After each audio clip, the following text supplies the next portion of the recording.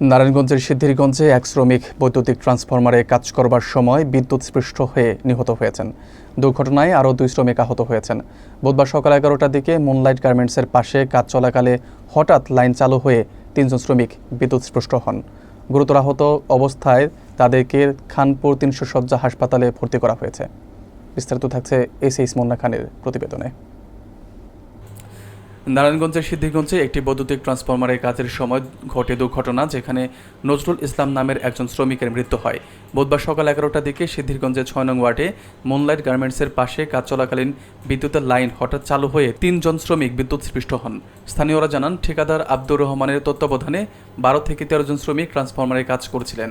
যদিও কাজের সময় বিদ্যুতের সংযোগ বন্ধ রাখা হয়েছিল, তবু লাইন হঠাৎ চালু হওয়ায় দুর্ঘটনা ঘটে। ঘটনাস্থলেই নজরুল ইসলাম মারা যান।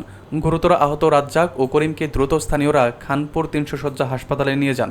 সিদ্ধিরগঞ্জ থানার ভারপ্রাপ্ত কর্মকর্তা মোহাম্মদ শাহিনুর আলম ঘটনাস্থল পরিদর্শন করে জানিয়েছেন, বিদ্যুৎস্পৃষ্ট একজনের মৃত্যু হয়েছে এবং আহতদের চিকিৎসা দেওয়া হচ্ছে। এই ঘটনায় শ্রমিকদের নিরাপত্তা ব্যবস্থার অভাব এবং সতর্কতা না রাখার বিষয়টি আলোচনায় এসেছে। স্থানীয়দের মতে, এমন দুর্ঘটনা প্রতিরোধে বৈদ্যুতিক কাজের সময় আরও কড়াকড়ি ও নিরাপত্তা নিশ্চিত করা জরুরি।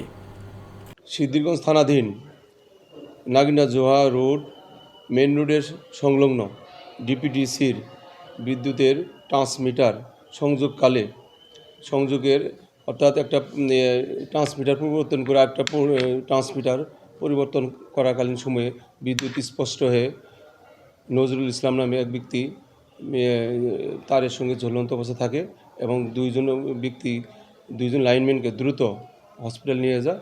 পরবর্তীতে ফায়ার সার্ভিসের লোকজন গিয়ে উক্ত নজরুল ইসলামকে মৃত অবস্থায় ওখান থেকে নামিয়ে দ্রুত খানপুর মেডিকেল হসপিটালে নিয়ে যায়।